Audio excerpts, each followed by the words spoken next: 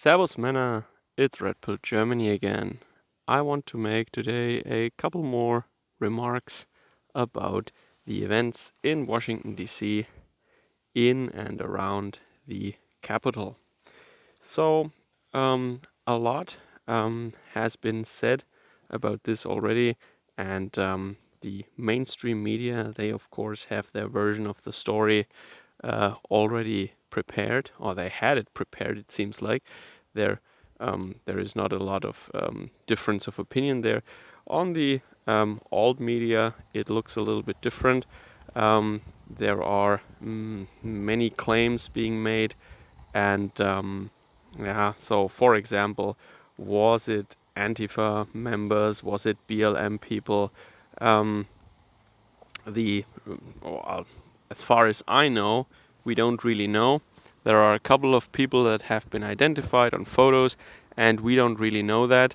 Or, well, in these cases, we know that they're not, but we know, for example, that they are believers in Q, for example. And I've been warning about that for a long time. I think they're not, maybe not really dangerous, most of them, but they're definitely, their beliefs are problematic, I would say. And more about that in a future video, probably. But I said in my last video that there was an event in the summer of 2020 where a very, very similar thing happened in Berlin. The so-called storming of the Reichstag's building, where some goofballs just took a couple of pictures.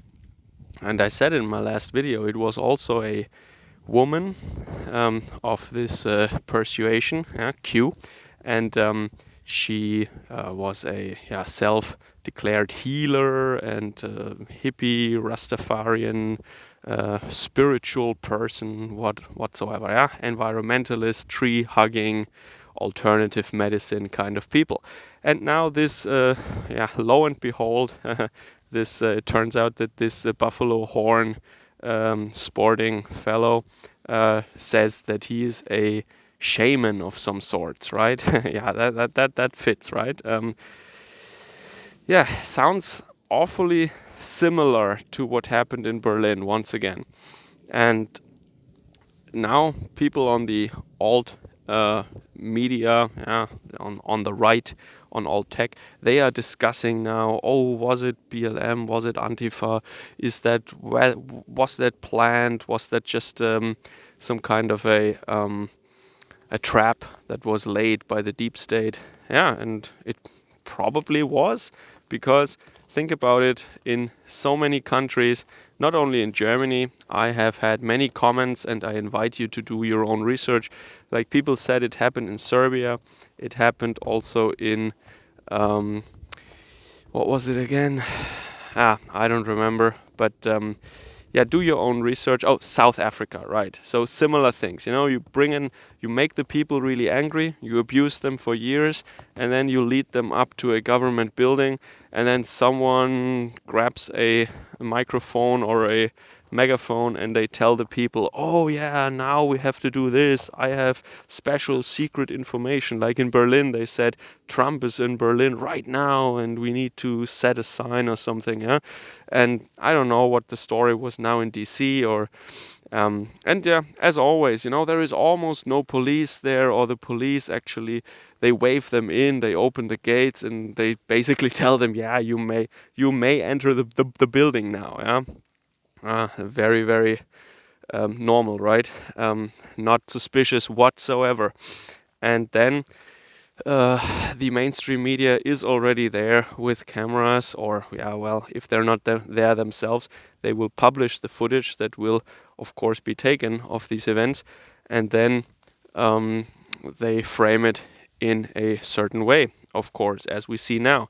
And it is amazing what the normies believe, right? Who aren't there, who don't do the research, who don't know what actually happened there. You can vandalize private houses and attack businesses, family homes, whatnot, uh, just do unspeakable things for an entire year, and they call it mostly peaceful. And when a couple of goofballs enter a government building, inconvenience a couple of career politicians for a short time, and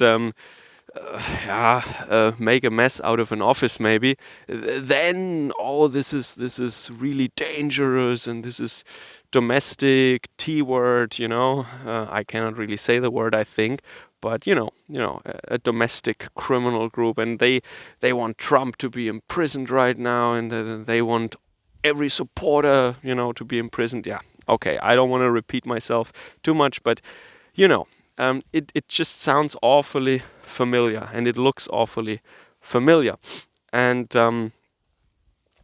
it my I don't know if these people are paid actors. Coincidentally, that guy was actually or is an actor. That's what he says his job is. But maybe that was one of his gigs. I don't know, or if he's actually a true believer.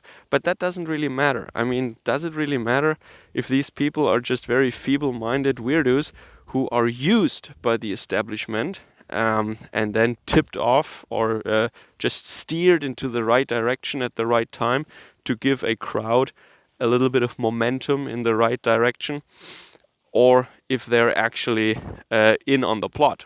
I mean, it doesn't really matter. And what really makes me angry the most is that now we are spending time and energy on debating these things when our nations are in a horrible state, and the establishment, they can just do what they want to do and what they have been doing so far. And this whole, I don't want to say maybe the whole Trump presidency was just a trick. I think I cannot go that far.